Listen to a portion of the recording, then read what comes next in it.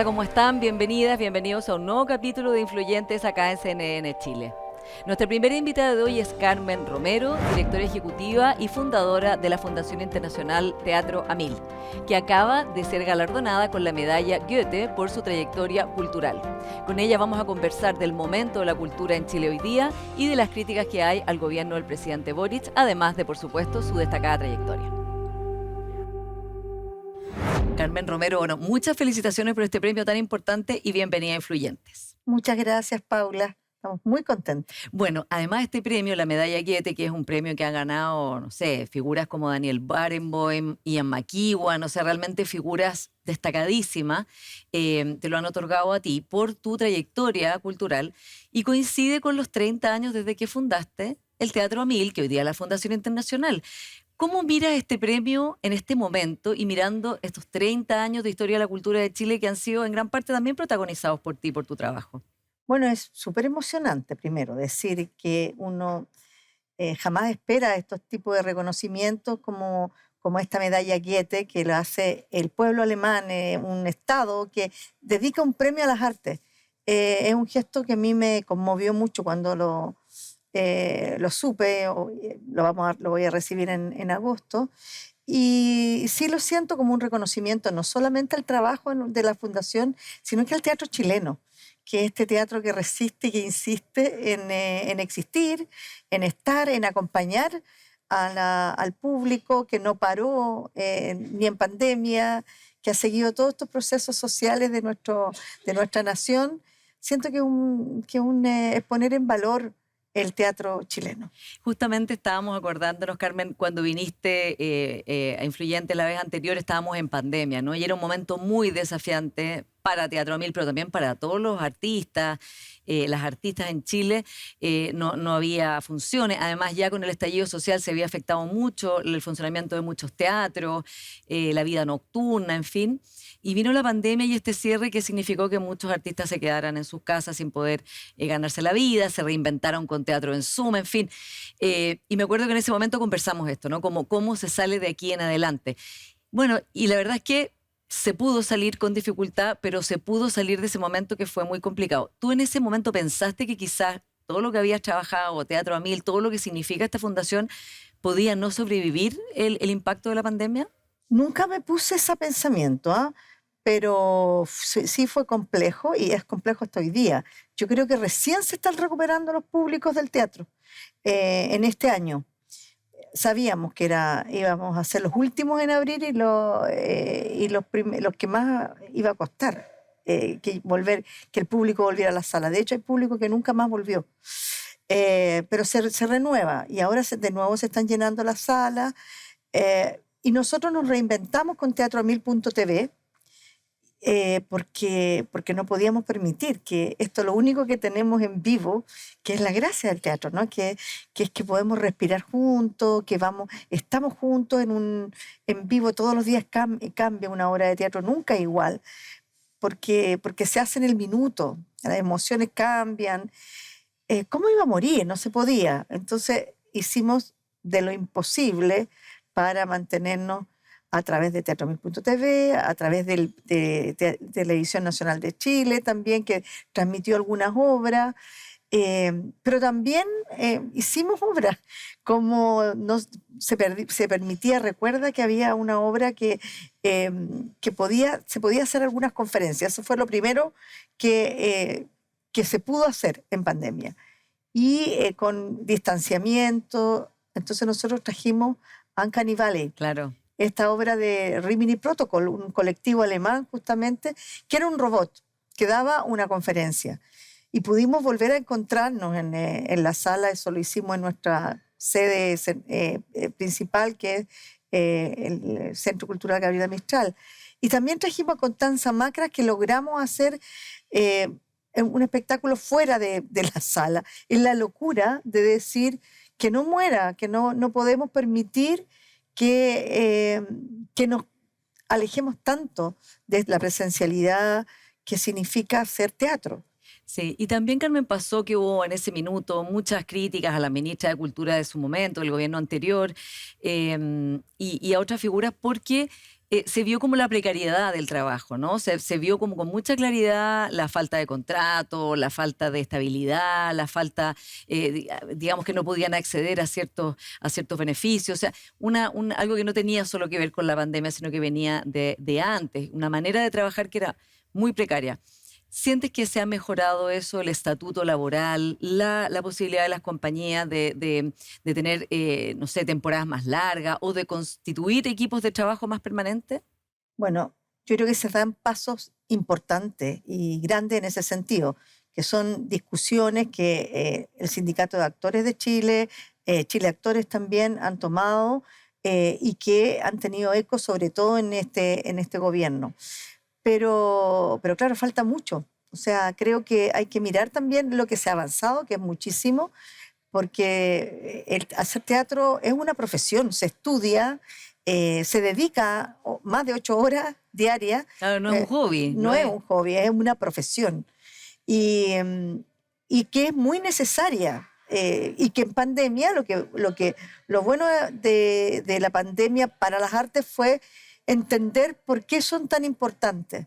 Porque no solamente necesitábamos las vacunas y la medicina para salvarnos de una pandemia, sino que también la salud mental, la conexión de las artes, lo que nos provoca para emocionarnos, para reconectarnos. Los libros, el cine, fueron muy importantes en esa época. Exactamente. Hasta ahora que tenemos problemas serios de salud mental, son las artes las que nos convoca a mirar desde otro lugar. Yo creo que sí nos falta, sí hay un camino largo a recorrer para tener todos los teatros que se requieren, porque nos faltan salas de teatro, para tener temporadas más largas, para repensar, para hacer que el teatro sea parte fundamental de nuestra vida, que sea algo tan normal como alimentarse, es un alimento para el alma. Y eso yo creo que tiene que ver con un problema estructural desde el retorno a la democracia. Porque esta área, este sector, nunca se debió ver como una industria creativa y un sector económico, porque sí que lo es, pero su misión y su aporte a la humanidad es mucho más allá. No puedes pedirle a una obra de teatro que se autofinancie, por ejemplo. Claro, Eso nunca debió ser. sí. Y creo que el camino que se está tomando ahora es como reconocer que esta es una profesión que requiere de ciertos resguardos y que así como existen hospitales para atendernos en pandemia o cuando estamos mal, necesitamos las salas de teatro para unirnos, para juntarnos, para armar comunidad, para conversar, para tomar de nuevo esta posibilidad que nos cuesta tanto hoy día de Sí. cómo estar con el otro. De convivir, ¿no? De convivir, Sí. la convivencia, la sana convivencia, del discutir de algo que muchas veces tú dices, pero es ficción, pero también me pasó. Sí. Este problema que me están planteando en esta obra es un tema que a mí me afecta. Hoy día se hace teatro en las empresas, se hace teatro para que tengas una herramienta. Nosotros en Teatro en la Educación estamos con un programa para los niños de primero a cuarto básico y de quinto a octavo en escuelas públicas. Y ahora que acabamos de ganar un proyecto con efecto colectivo, se llama, que nos va a permitir estar en 55 cursos con el ramo de teatro, para que los niños y las niñas, Claro, desde niños empiecen a tener acceso, las herramientas, ¿no? Las herramientas del teatro, para sacar la voz, para su vida, como herramienta para la vida. Carmen, y quería preguntarte justamente por las expectativas que habían en este gobierno, ¿no? Que habían muchas expectativas de que iban a cambiar la situación, hubo muchos actores y figuras del mundo de la cultura movilizados por la candidatura del presidente Boric, y algunos de estos actores y actrices se han manifestado desilusionados. Amparo Noguera, por ejemplo, dijo que hubiera esperado que floreciera la cultura y que no había florecido. Después vino un debate entre que Jaime Bal decía no, que los actores son llorones. En fin, ha habido mucho debate, pero sí que hay una sensación de que no se ha avanzado en cultura en general, ni tampoco que se ha respondido a la expectativa que había para este gobierno. ¿Cómo lo ves tú? Bueno, yo estuve en la cuenta pública en la Convención de Cultura que hizo la ministra Carolina Redondo hace una semana Y me di cuenta el gran trabajo que se está realizando, que muchas veces no lo sabemos. Pero vuelvo a insistir, para mí el tema es de estructura. Hemos avanzado en tener un ministerio que se tiene que terminar de instalar. Hay políticas públicas, hay peleas que se han ganado como en los derechos de los trabajadores de las artes escénicas, pero hay un tema que es más profundo, que es dentro de todo este sistema económico que nos convoca, las artes no tienen un lugar especial y nos costó mucho darnos cuenta que la educación tampoco podía estar en el mercado. Nos cuesta todavía mucho entender que las artes no pueden estar en el mercado, que hay que cuidarlas, atenderlas, que son el patrimonio de todos y de todas y que necesitamos resguardarlas. Me parece también, yo soy optimista, quedan 2 años, quiero creer, necesito, porque si no, no podemos hacer el trabajo que estamos haciendo, el festival, nuestros programas en el año, exportar teatro, en fin, grandes proyectos. No tendría la fuerza si yo viera que esto Sí. no tiene salida. Hay salida, yo creo que se han hecho avances y creo que tenemos un gran presidente que va al teatro, que lee, que también es un ejemplo, porque el tema es cómo llegamos desde la más tierna infancia con los niños y las niñas para que esto sea costumbre, que las artes sean sus compañeras. Y que sea parte de la vida Que sea parte normal, de su cotidiana vida. de las personas. Sí. Ahora, durante este gobierno también ha habido rotación en un ministerio que no se conoció antes, digamos, o sea, una rotación impresionante de ministros. Ha habido conflictos como con el Bafona muy, muy largos, digamos, de paro. Ha habido ciertas leyes que no se han dado y sobre todo ha habido descuidos, por ejemplo, con la Bienal de Venecia, de no arrendar a tiempo el lugar y cambiar el lugar. Lo que pasó con la Feria de Frankfurt, o sea, cosas que ya no tienen que ver con que haya o no recursos, que evidentemente se entiende que, bueno, no, digamos, hay recursos que faltan en áreas muy sensibles, como reactivación educacional, etcétera, y otro, seguridad. Pero no se puede entender un gobierno que tiene una declaración de una política cultural tan intensiva de, por ejemplo, que cometan estos errores o que haya esta rotación. A tu juicio, ¿a qué se debe esto? ¿A que han sido personas anteriores que no han sido las adecuadas? ¿O a un mal momento del estado de ese ministerio? Yo creo que a insistir en mi idea. Esto es estructural. Tiene que ver con todo el sector. Y no es de este gobierno, es desde que volvió la democracia. Me atrevería a decir que la dictadura tuvo un gran logro al desarmar las estructuras que existían como del Estado. Los elencos, digamos, ¿no? Lo que sí resistió fue el teatro independiente, la danza independiente, pero se cortó y fue una decisión política. Volver luego con un sistema económico donde no se mira a las artes, a las culturas, como un sector que requiere ciertos cuidados especiales, así como la educación, salud, educación, artes, el no verlas y pretender que estén siempre en el mercado hace que personalidades políticas en democracia hayan dicho, por ejemplo, Andrés Pérez que era un patudo porque quería un teatro. ¿Por qué no se lo compra? ¿Me entiendes? ¿Quién le dijo eso a Andrés Pérez? Rabinet era alcalde de Santiago en ese minuto, sí, era alcalde, me parece.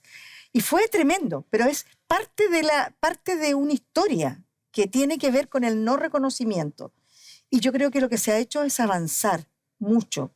Pero claro que nos falta. Y en eso ha habido errores, son errores de repente que se equivocan, que se han cometido, pero porque a lo mejor vale muy caro ir a la feria de Frankfurt.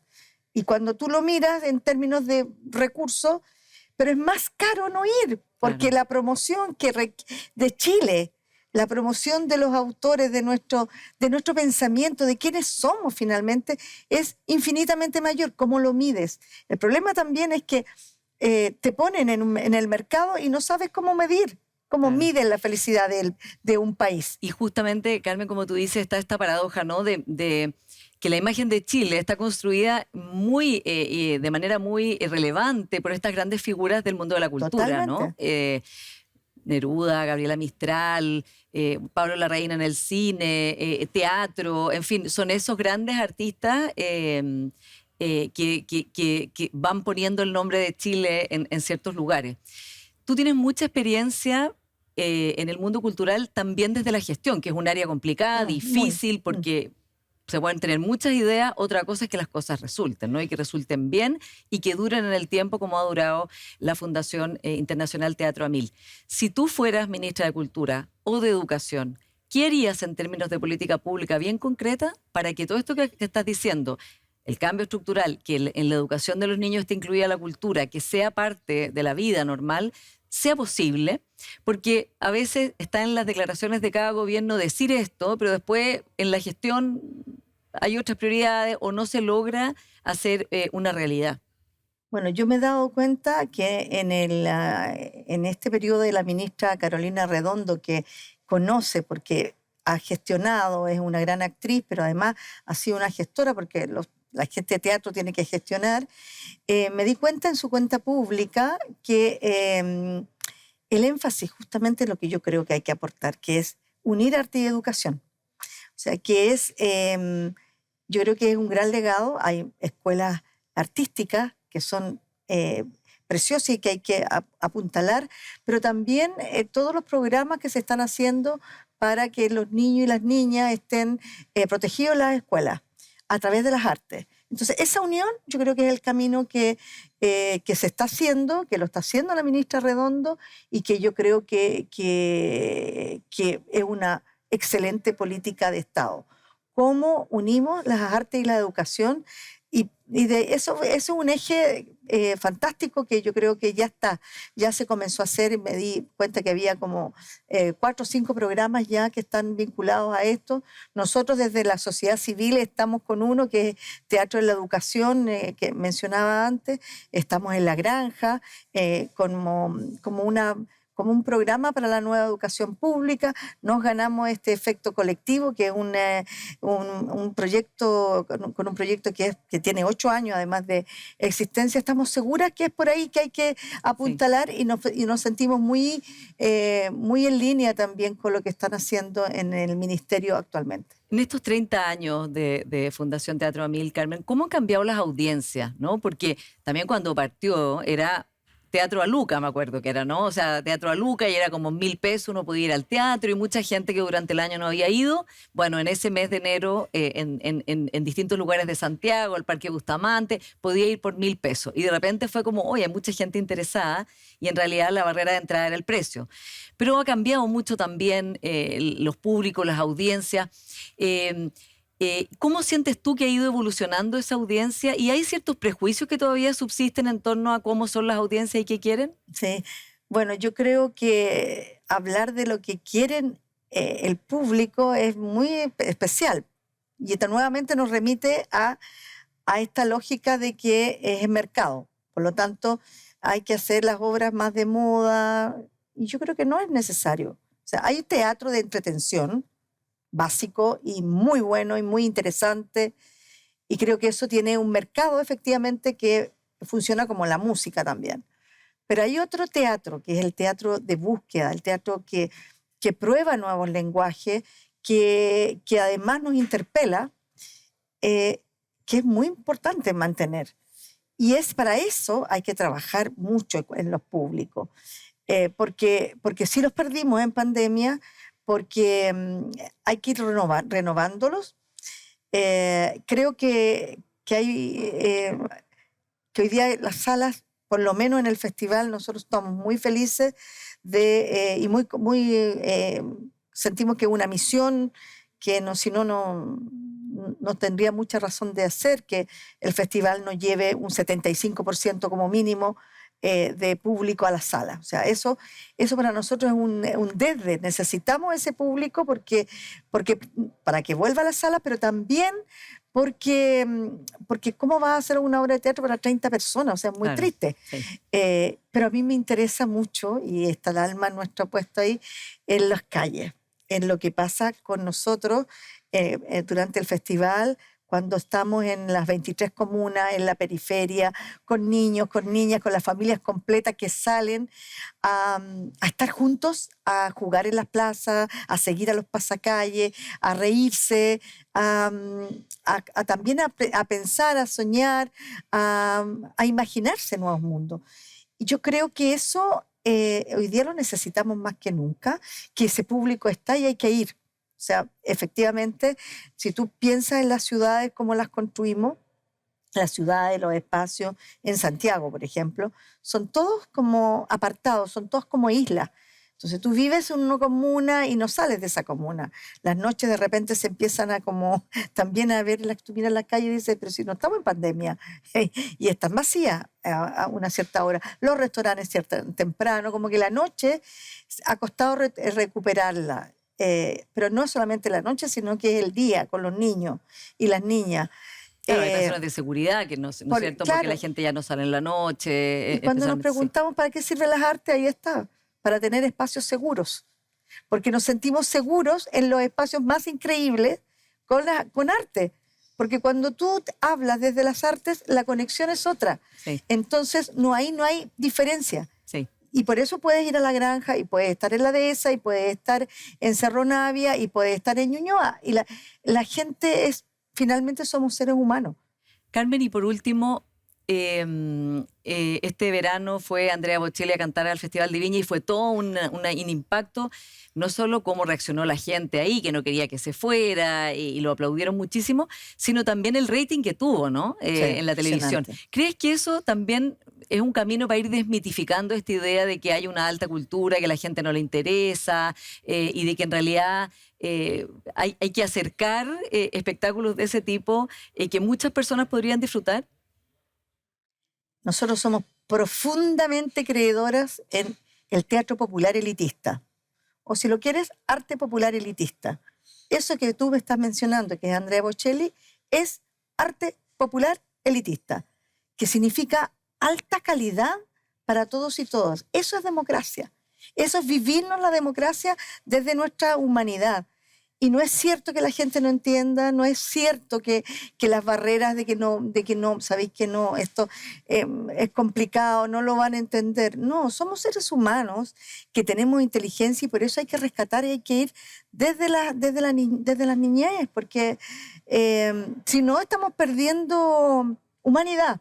Y yo creo profundamente en eso, creo que el ejemplo que estás dando es absolutamente así, que es posible. Hoy día hay inteligencia artificial, son nuevos los desafíos. ¿Cómo vamos a hacer con eso? Las artes nuevamente, las artes, ¿cómo respetamos, cómo van a ser estos derechos de autor hoy día, ¿no? Cuando tú hoy día puedes replicar voces. Hoy día es más complejo. Vienen muchas interrogantes en el futuro que hay que estar alerta, porque sobre todo lo que a nosotros como Fundación Teatro 1000 nos interesa es rescatar esa humanidad que nos permite, que las artes nos convocan y nos hace conectarnos. No podemos perderla, Sí. porque finalmente somos seres humanos que necesitan estar juntos para construir una sociedad. Hoy día el mundo se cae a pedazos nuevamente, con cosas imposibles que no pensábamos que podían ocurrir, con una guerra en Ucrania, con un genocidio en Palestina.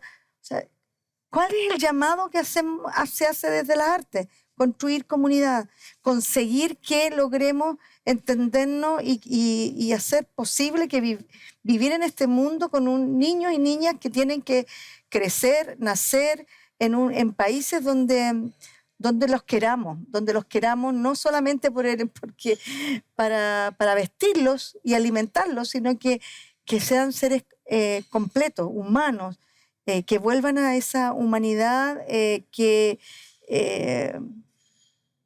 que la tenemos, se las debemos. Sí. Se las debemos a las nuevas generaciones. Viene un mundo muy, muy complejo. No podemos permitir que sigan conectados solo con aparatos. Necesitamos recuperar desde sus emociones, su imaginación. Sí, y la importancia de la presencialidad que lo da también, por supuesto, Exacto. el arte y las artes escénicas. Carmen Romero, felicitaciones de nuevo por el premio, por los siguientes 30 años de Fundación Teatro 1000 y su proyección al futuro, y muchas gracias por esta conversación. Muchas gracias a ustedes y gracias al Goethe Institut, a la Embajada de Alemania en Chile, a todos quienes quisieron galardonarnos con este importante premio. Felicitaciones de nuevo. Y ustedes no se vayan, vamos a una pequeña pausa y ya seguimos con más influyentes acá en CNN Chile. Y les cuento que nuestro siguiente invitado es Felipe Larraín, ex ministro de Hacienda, director de Clapes UC y editor y prologuista de un libro en el cual 4 expresidentes contaron su mirada para el 2050. Espérenos.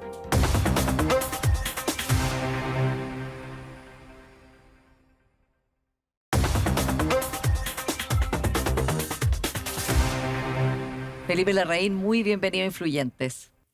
Muchas gracias por la invitación, Paula. Encantado de estar acá con usted. Bueno, y vamos a hablar de este libro, Chile 2050, en que tú eres el editor de estas 4 conferencias que dieron en Clapes UC los expresidentes Frei, Lagos, Bachelet y Piñera. Un libro que desde ese punto de vista es histórico, ¿no? Porque está lo que ellos dijeron, justamente además pensando en Chile en el 2050. ¿No? Que Así uno es. podría pensar que falta mucho tiempo, pero en términos de proyectar, política, pensar futuros posibles, no es tanto tiempo. Sí. ¿Cómo fue esta idea, Felipe, primero de tener a los presidentes y cómo fue la recepción que tuvieron ellos, qué te preguntaron, qué te dijeron? ¿Cómo fue esa experiencia? Mira, fue una experiencia muy especial en el sentido de que nosotros a comienzos del año pasado, porque todo esto tiene un periodo de planeación, de hacer como un brainstorming, ¿no? Que se hace mucho en estos casos. Es decir, oye, ¿qué vamos a hacer? Porque una idea inicial era que tuviéramos un seminario y que trajéramos de a 2 los presidentes. Pero la verdad es que al final decantamos en esto de tener a cada presidente como el protagonista principal de su seminario, con 3 personalidades transversales que lo comentaran después, pero donde el discurso central, la presentación central fuera de los presidentes. Y la idea, nosotros planteamos la siguiente pregunta, porque le mandamos una invitación, una carta formal, conversamos con ellos. La idea era, más que centrarse en el pasado, defender lo que usted hizo, nuestro interés es que usted explore cómo podemos llegar al 2050 como país y cómo podemos recuperar este sueño del desarrollo. Porque básicamente lo que pasa es que perdimos el tranco, Paula. Entonces, de alguna manera, eso nosotros le planteamos a ellos. Nos ha pasado esto. Llevamos casi una década de crecimiento al 2%, después de haber sido uno de los países más destacados, si no el más destacado de América Latina. Esta idea del sueño del desarrollo, pero más bien ver cómo cada uno miraba el momento actual, porque no se construye el futuro desde nada. Exactamente. Se construye el futuro desde el momento actual y desde las condiciones iniciales que se enfrentan.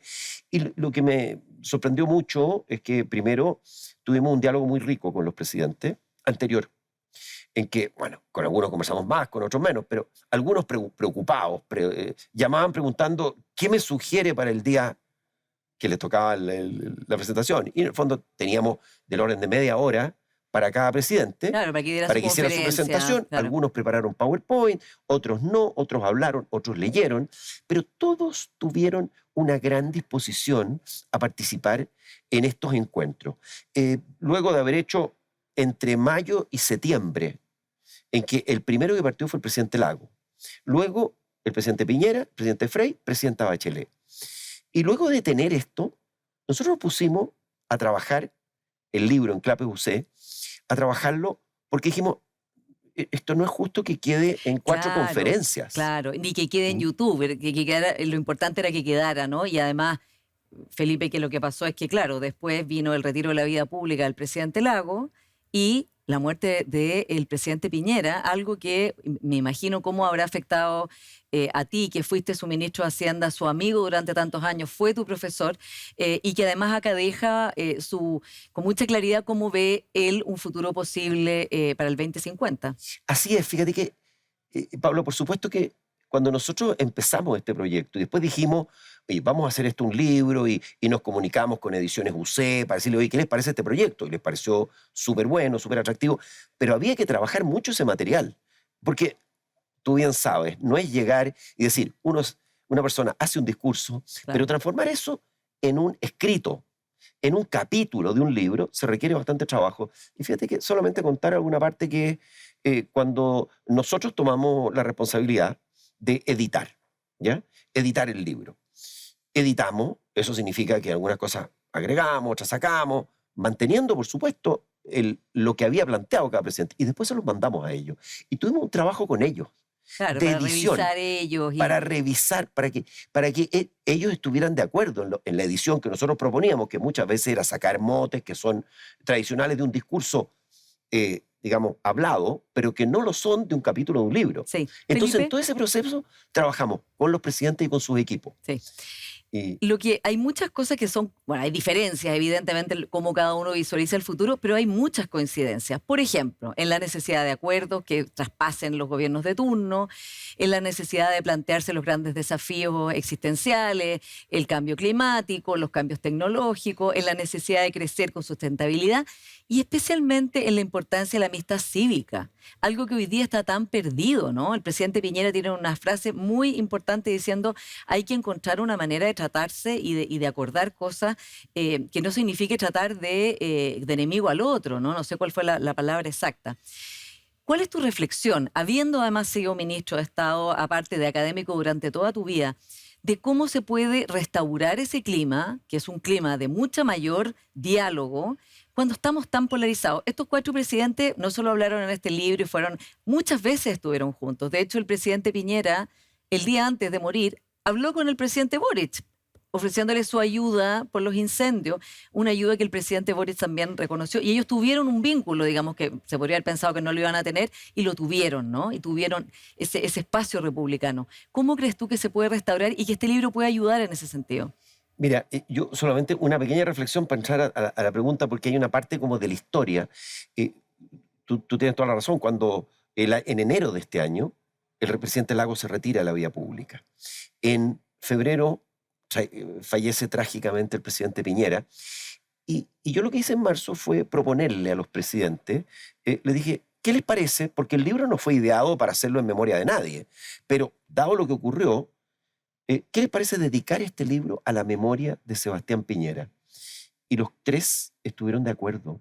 Entonces, yo quiero destacar también eso, porque es la generosidad de decir, hoy estaremos en posiciones, habremos estado en posiciones políticas distintas, pero dado lo que ha ocurrido, estamos con mucho gusto, le dedicamos este libro a la memoria de Sebastián Piñera. Entonces, este es un libro que tiene esa característica. Y después, otra cosa respecto a la amistad cívica. El hecho de que yo quiero valorar también que el presidente Boric Claro, haya ido a presentar el a libro, presentar ¿no? el libro, que haya venido el presidente Santos, el expresidente de Colombia, Premio Nobel de la Paz, Juan Manuel Santos, a presentar este libro y que nos dijo una cosa que a mí me dejó pensando, porque uno de los planteamientos que él hace públicamente, él dice, esto no hubiera podido ocurrir en mi país, dice. Y en muchos Y países no podría probablemente no ocurrir habría en podido muchos ocurrir, países. claro. Esto es un ejemplo, este diálogo que se dio alrededor de estos seminarios presidenciales, de este libro, en que viene el presidente Boric a presentar un libro en memoria de alguien que fue su adversario político, pero habla de un espíritu republicano, de una amistad cívica, que a mí me parece muy destacable y que creo que es el espíritu que nos debe, que debemos albergar, porque al final del día, como tú dices, hay muchas consecuencias, muchos puntos comunes en los planteamientos, y por supuesto tampoco vamos a llegar al extremo de decir que están de acuerdo en todo, porque no lo están. Pero es muy interesante para mí, por ejemplo, el hecho que la presidenta Bachelet habló de crecimiento económico, de la Sí. importancia del crecimiento económico. Ahora, ella dice un crecimiento sostenible e inclusivo. El presidente Piñera hablaba de las oportunidades, habló del desarrollo, la equidad, la libertad como principios ordenadores, desarrollo, crecimiento. El presidente Frei dijo, sin crecimiento no hay nada, sin inversión no hay nada. El presidente Lagos dijo que nos teníamos que, para partir, pongámonos de acuerdo en una serie de proyectos y obras concretas en que podamos concordar. O sea, este espíritu de mirar más allá de nuestras diferencias, lo que podemos hacer en conjunto por un objetivo país, por un objetivo Chile. Yo lo encontré que Sí. era particularmente destacable e interesante. Felipe, y además el expresidente Santos les dio un recado también a la oposición, diciendo que veía que había que también retribuir el espíritu de diálogo que veía en el presidente Boric y que había que allanarse a acuerdos. Tú ves, o sea, eres partidario de que la oposición, las oposiciones, pero especialmente Chile Vamos, que es tu domicilio político, se allane a una reforma de pensiones, a un pacto fiscal, o crees que eso ya pasó y ya fue y que al siguiente gobierno, que según las encuestas podría ser de derecha o de centro derecha, le toque hacer esos procesos de cero? Mira, yo creo que uno siempre debe buscar los acuerdos y siempre debe buscar el diálogo. Hay que estar siempre dispuesto a conversar, siempre dispuesto a tratar de llegar con la mente abierta, porque si uno va con la mente cerrada, en que no me voy a salir un ápice de lo que yo pienso, lo digo por los dos lados, los acuerdos no ocurren. A mí me tocó ser parte de 2 gobiernos de minoría. O sea, yo una vez soñé que estaba en un gobierno de mayoría y me desperté y me di cuenta que Sí. eso no era así. Bueno, además no ha habido ni uno de mayoría salvo Sí. el gobierno de la presidenta Bachelet 2 por un rato, porque después se le Así salieron los es. díscolos y se acabó la mayoría. Así es, pero yo creo que ese espíritu está. Ahora, junto con ese, yo creo que ese espíritu que es muy importante que esté en las dos partes, me parece que uno tiene ciertos principios en los cuales yo creo que es muy importante decir, mire, yo no voy a llegar a un acuerdo por llegar a un acuerdo. Tiene que ser un acuerdo que a mi juicio sea beneficioso para Chile. Y en eso, dentro de los proyectos, dentro de las ideas, hay cosas que uno dice, esto es central, y esto es un poquito más superfluo, para entender qué es lo que dónde uno puede ceder y dónde no. Creo que hay acuerdos que no han sido buenos acuerdos para Chile y creo que hay otros acuerdos que sí lo han sido. Entonces, el espíritu debe estar de llegar a acuerdos, pero de llegar a acuerdos en base a ciertos principios. Te voy a poner un ejemplo para ir a lo concreto, porque esto parece como un Claro, sí, principio porque así. de acuerdo a lo que se está hoy Sí. día tramitando, ¿no? Nosotros somos un centro universitario de políticas públicas. Nos interesa propugnar las mejores políticas públicas para Chile y si podemos ir más allá de Chile, en la región, Latinoamérica, también lo hacemos y hemos hecho algunas cosas en ese sentido. Pero acá hemos tenido discrepancias y las hemos expresado, críticas a proyectos del gobierno. Pero hay un proyecto en el cual estamos cooperando con el gobierno, que es el de permisología. Estamos cooperando. Hemos cooperado con el ministro Grau, lo hemos tenido 2 veces en Clape UC presentando su proyecto para reducir los tiempos de una inversión en base a los atrasos enormes que tenemos Claro. en los permisos que hay y que llevan a proyectos hasta demorar 11 años. Un proyecto Claro. de envergadura demora 11 años en ver la luz, Paula. Y que hay mucho consenso en que eso es algo que hay que cambiar ahora, Y ¿no? entonces yo creo que ahí hay un proyecto concreto. Va a ser mucho más difícil llegar a un acuerdo en el proyecto tributario. No me refiero en el de cumplimiento tributario, donde creo que hay una opción de llegar a un acuerdo. Creo que donde hay más dificultad es en el proyecto de aumento de impuestos. Y sobre todo, hoy día, hay que considerar también que hay que mirar un escenario ligeramente más favorable porque ha aumentado el precio del cobre. Eso va a hacer que los expertos que se reúnen a determinar cuál es el precio a largo plazo que determina la posibilidad de gastar, van a decir que se va a considerar un precio del cobre algo más alto, no el que está hoy día en los mercados, pero un precio del cobre un poco más alto. Eso va a llegar recursos. Entonces, yo creo que hay espacios de acuerdo, pero por supuesto que también dentro del realismo los tiempos políticos son complejos, Paula, Sí, porque porque tenemos porque elecciones. tenemos elecciones este año y el próximo, y todos saben lo que está en juego. Todos saben que la elección municipal es muy importante, municipal y gobernadores, pero es muy importante para lo que vaya a ser la elección del próximo año. Y también hay un tema con las coaliciones y cómo se ha estructurado el llegar a acuerdos que puede ser aprovechado por algunos para decir, oye, yo no era partidario del acuerdo, entonces le comen dentro de su propio grupo de votantes. Y ahí hay un Eso no tema es menor. muy interesante, Felipe, porque está esta lucha por la hegemonía dentro de las derechas, ¿no? Entre lo que se llama el piñerismo y el castismo, por poner, ¿no? Entonces mi pregunta es, ¿qué persona tomará el rol que tenía el expresidente Piñera y que lo han reconocido muchos dentro del sector, en el sentido de ordenar, priorizar, generar acuerdos al interior y tener esta idea de una centro derecha moderna, liberal, más hacia el centro. ¿Quién va a tomar ese papel? Porque hoy día se ven muchas señales de desorden dentro de la derecha. Hay una carta esta semana en el Mercurio de Luciano Cruzco que diciendo que Hugo Badí es derecha, otros diciendo que no se está habiendo velocidad para ponerse de acuerdo. ¿Cómo ves tú Sí. esas luchas? ¿Y es Evelyn Matei la persona que debería tomar ese rol? Bueno, yo creo que, a ver, primero, yo es claro dentro de ese grupo donde estoy, ¿no? Para no hacer, Claro. o sea, mi domicilio es conocido, creo que ahí. eh, pero habiendo dicho eso, yo soy partidario siempre de barrer para adentro, no barrer para afuera. Ser inclusivo, tratar de generar acuerdos amplios dentro de lo posible y tener generosidad, porque para llegar a esos acuerdos amplios se requiere generosidad. Lo digo en particular, de repente, decir, oye, yo tengo un muy buen candidato acá, pero ustedes también, entonces, bueno, pongámonos de acuerdo en un mecanismo para dirimir cuál es el candidato único. Lo ha logrado hacer el gobierno. El gobierno y su coalición tiene desde la democracia cristiana hasta el Partido Comunista. Entonces también uno espera que haya una generosidad y un espíritu de unidad. El rol del presidente Piñera, a ver, es muy difícil de sustituir. Es muy difícil porque él tenía además una cosa, aparte de su reconocida capacidad, la experiencia de dos gobiernos y haber ganado dos elecciones democráticas para la centro derecha. Eso es algo que no se daba así en 50 años, ¿ah? Desde la primera de ellas. Entonces, yo creo que ese rol en particular es muy difícil. Además, el ascendiente que tenía el presidente era muy especial. Pero habiendo dicho eso también, creo que lo natural hoy día es que Evelyn, ¿no es cierto?, tenga un rol muy importante no solamente en afrontar sus propios desafíos, sino que en jugar un rol dentro del sector. En Eh, ordenar, por ejemplo, todos estos líos municipales, que sí, hay pero harto sentido, y en amarillos demócratas también enojados con Chile Vamos. sí, bueno, ahora tampoco se le puede pedir lo imposible a Evelyn, ¿no? O sea, yo creo que hay muchos que tienen un rol a jugar, porque a diferencia de lo que había esta persona tan especial que era el presidente Piñera, hoy día hay más de una persona, hay varios líderes. ¿Ah? Entonces, yo creo que para efectos por supuesto que Evelyn tiene una situación descollante dentro de este grupo, pero hay otras personas que tienen, los presidentes de partidos tienen que cooperar. Yo también espero que por parte republicano, yo lo que también hay un espíritu de cooperación. Ahora ellos dirán que también hay de Chile Vamos, entonces ahí hay que Han empezar sido a ver. duros porque ¿Ah? ya dijeron que Jaime Belolio, que es el candidato en Providencia a suceder a la alcaldesa Matei, no era su candidato.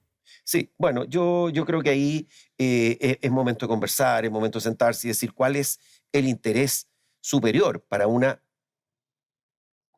grupo amplio que está más o menos orientado en un determinado lado del espectro político. No digo porque no hay coalición, Chile Vamos es una coalición, pero republicano es un partido que tiene un proyecto más hacia la derecha, pero en algunos casos yo me planteo que, bueno, la falta de unidad puede significar la pérdida de una alcaldía y de una alcaldía importante.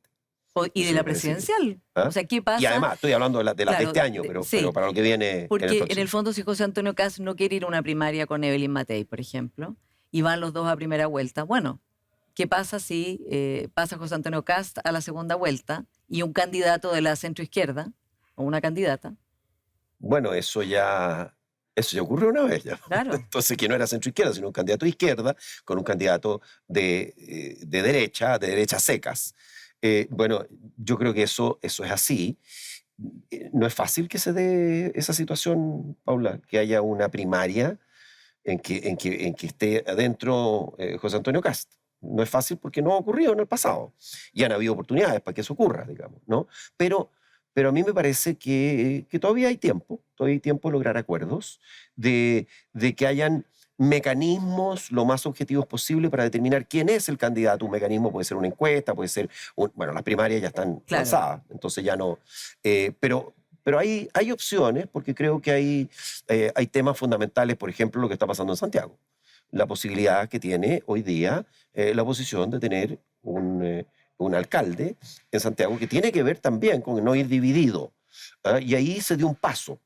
Ha sido un paso importante con el apoyo que dio Republicano, hasta donde entiendo. Que ha dado Republicano a la candidatura Sí. ¿no es cierto?, de Chile Vamos. Bueno, tú fuiste ministro de Hacienda 2 veces, 2 veces. además. Así que creo que hablemos de economía, pero antes quiero preguntarte por las declaraciones de José Antonio Kast en España, porque si uno piensa, ese tipo de declaraciones son completamente contrarias al espíritu de este libro y lo que cada uno de estos presidentes dijo. Esto de decir que Chile está gobernado por un travesti político. ¿Cómo lo ves tú de cara a que, como tú dices, quieren desde Chile Vamos llegar a un acuerdo, un entendimiento, un diálogo, pero con un conglomerado político que tiene otra narrativa y otro discurso respecto de las personas que piensan distinto de ellos? Mira, yo encuentro desafortunadas esas declaraciones, las declaraciones de José Antonio Kast en España. Desafortunado que haya sido hecho fuera de Chile, que, en fin, el tono, lo que se dice. Yo soy partidario de ser claro en las posiciones, pero desde lo constructivo y cuidando el trato, porque además resulta que en este caso se trata del presidente de la República. Entonces yo creo que ese es un tema que para mí es importante el tener. Eso no es parte de un escenario, de un esquema de amistad cívica, como hemos hablado. No es lo que vimos en este grupo de expresidente y del actual presidente que fue al Salón de Honor de la Universidad Católica y que luego están plasmados en este libro. Por lo tanto, yo creo que ojalá que evitemos ese tipo de cosas, porque me parece que no contribuyen, no construyen. ¿Cuál es tu mirada del ministro Mario Marcel, bueno, fue elegido el mejor banquero central del mundo, hace un trabajo que tú conoces perfectamente bien lo difícil que es, pero que ha tenido muchas críticas desde todas las derechas? En este momento, algunos que ya no lo consideran tan buen economista, le critican sus políticas. ¿Cuál es tu evaluación de él? Mira, antes que nada, decir, le tengo simpatía personal a Mario. Nos tocó trabajar juntos, él como presidente del Banco Central y yo como ministro de Hacienda. Tenemos una buena relación personal. Y eso como para partir. Además, en CLAPES nosotros damos un premio anual. Y resulta que el premio de hace unos 2 años atrás, o 2 años y medio atrás, se lo dimos a Mario por su rol como presidente del Banco Central. El premio, este es un premio que podríamos decir entre la trayectoria y la contribución a las políticas públicas. Y recayó en Mario Marcel. Así que, digamos, o sea, desde el punto de vista de la situación personal, es grata. Hemos tenido algunas diferencias públicas, sí. Y yo creo que hay como 2 cosas. En primer lugar, valorar que hubiera esa disposición a la responsabilidad fiscal, a poder en algún momento, y por razones de pandemia, tuvimos un déficit fiscal que era insostenible, tuvimos un déficit de cuenta corriente, que es otro tema económico, que fue insostenible, y creo que se hizo una contribución en cumplir con un presupuesto, porque hay que recordar que el presupuesto fue, el 2022, que es el primer año de este gobierno, fue aprobado durante el gobierno del presidente Piñera. Fue un presupuesto hecho bajo el gobierno anterior, pero aplicado en este gobierno. Y esa disposición existió y hemos tenido una mejora importante en nuestras cuentas públicas. Creo que eso es importante, hay que decir, no podemos bajar la guardia. ¿Por qué? Porque la deuda pública ha seguido creciendo y está llegando a niveles cercanos a nuestro techo, que hablamos, el techo de lo prudente, que es 45% del producto. Hoy día estamos como en 41%. Eso es una parte. En la otra parte tiene que ver con las posibilidades de impulsar políticas que estimulen el crecimiento. Y yo creo que ahí tengo más diferencia. Yo no estuve de acuerdo en la reforma tributaria que fue rechazada en marzo, lo planteé públicamente. Creo que se puede hacer un esfuerzo mayor porque cuando se dice tenemos muchos compromisos y tenemos muchas necesidades. Ese es el mantra de la economía, que hay necesidades múltiples y que van creciendo, y recursos que son limitados, por mucho que vayan creciendo también. Entonces, ha habido poca disposición para hacer una reasignación verdadera de gasto público, en que aquellos programas, proyectos que están mal evaluados puedan reducirse. Felipe, sí, pero Andrés Velasco, también sentado ahí, también exministro de Hacienda, dijo algo sobre esta idea de recortar programas, que dijo, bueno, todo el mundo habla de recortar programas, pero nadie lo hace. Dijo que de hecho tampoco en el gobierno del presidente Piñera se habían recortado muchos programas tampoco, porque es muy difícil de hacer. O sea, suena muy bien, recortemos todo lo que no funciona, pero no es tan fácil de hacer. Entonces, más allá de que todo hay que revisarlo, ¿no? Sí. Sobre todo aquellos programas que no están rindiendo, la necesidad que tenemos en materia de seguridad, la necesidad que tenemos en materia educacional, en materia de pensión, en fin, todos los desafíos que tenemos pendientes, ¿cómo lograr hacerlo con política de responsabilidad fiscal y Sí, sin reforma sí. tributaria o sin alguna posibilidad de llegar más recursos al Estado? Eh, a ver, Paula, primero una precisión, ¿ah? Tengo muy buena relación con Andrés, pero no es correcto lo que dijo respecto de que no se había hecho durante el gobierno del presidente Piñera. Nosotros hicimos 3 ajustes de gasto de 0,4 puntos del PIB cada uno, que en plata de hoy son más o menos 1.300 y tantos millones de dólares cada uno. O sea, estamos hablando de recursos del orden de 3.900 millones de dólares, si uno junta los tres. Hicimos uno el 2010 con terremoto, recién llegados, otro el 2011 y otro el 2018, en los que a mí me tocaron. Estoy hablando de lo que a mí me tocó estar involucrado. Por lo tanto, se hizo un esfuerzo. Eh, Oiga, mire, usted hizo una reingeniería total del gasto público. No, tampoco tengo esa pretensión, pero sí decir que se hizo.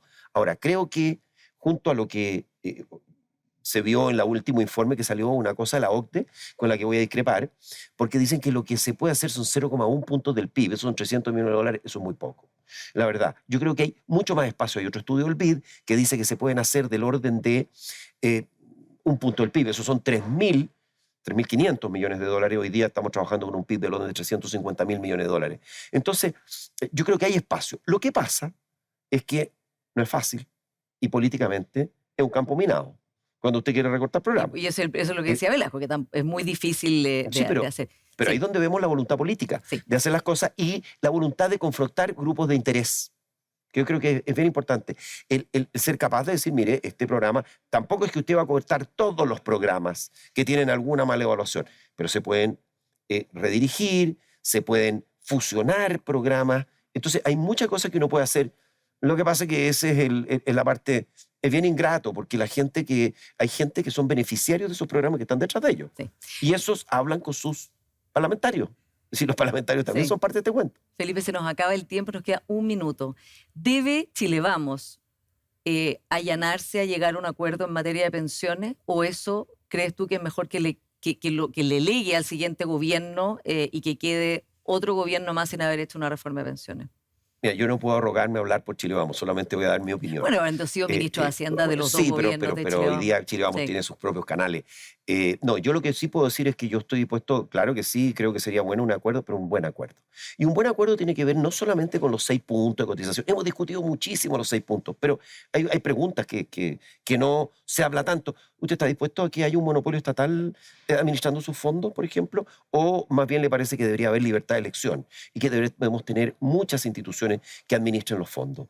¿Usted está dispuesto a romper hoy día la forma como está estructurada la industria y probar un modelo nuevo o no está dispuesto a hacerlo? ¿Qué evidencia tiene detrás? Yo creo que esas son preguntas que nos debemos hacer. La libertad de elección y creo que la propiedad de los fondos son temas de principio bastante fuertes, potentes y profundos. Ahora, el Ahora, presidente Piñera estuvo dispuesto a llegar a 3 y 3 con el 6%, pero sí, eso ya fue, y ahí fue el oficialismo actual el que no quiso. Sí, pero eso fue antes de PGU. Sí. Yo quiero recordar que eso fue Sí, antes de que tuviéramos pensión garantizada universal, que llega a un universo de cientos de miles de personas habiendo mejorado sus pensiones. O sea, hoy día, cuando hablamos tema técnico, pero tasas de reemplazo, ¿no es cierto? Hoy día las tasas de reemplazo son muchísimo mayores, Claro. gracias a la PGU. Pero igual son 200 y tantos mil pesos, que es menos del salario mínimo, digamos, como para las personas que solo reciben PGU. Y ahora Claro. sí, una última pregunta. Andrea Repeto, que estuvo ahí también, colega suya en la Universidad Católica, decía que el problema de hacer solidaridad solo a través de la PGU, subiéndola, era que justamente se iba a cargar el gasto público de una manera exponencial en el tiempo y que por eso era importante algún mecanismo de solidaridad con ese 6% en algún tipo de seguro. ¿Está de acuerdo con eso? Yo estoy dispuesto a explorar esa idea, a explorar la idea de un seguro que complemente, pero para mí encuentro absolutamente claro que los ahorros son de los trabajadores, la propiedad de los ahorros son de ellos. Esas contribuciones que se hacen, y que dicho sea de paso, porque se habla poco también de esto, Paula, los 6 puntitos que estamos hablando no son inocuos desde el punto de vista del mercado laboral, son un impuesto a la contratación, son un impuesto al empleo. Y eso también hay que considerarlo cuando estamos hablando de hacer una reforma de pensiones como la que está arriba de la mesa. Ahora, también decir sé que se nos está acabando el tiempo, pero el proyecto que pasa de la Cámara al Senado es un proyecto que es un cascarón con bien poco contenido. Hay Porque que hacerlo, la básicamente. parte mayor de ese proyecto se quedó rechazada. Sí. Entonces sí se aprobó la idea de legislar. Pero de alguna manera, si alguien cantó victoria, fue una victoria un poco pírrica. Y ahí veremos qué pasa, a ver si sigue este problema adelante o si le cae al próximo gobierno. Felipe Larraín, muchas gracias por esta conversación. Muchas gracias, Pablo. Encantado de estar aquí contigo. Y a ustedes, como siempre, muchas gracias por su sintonía y nos encontramos la próxima semana.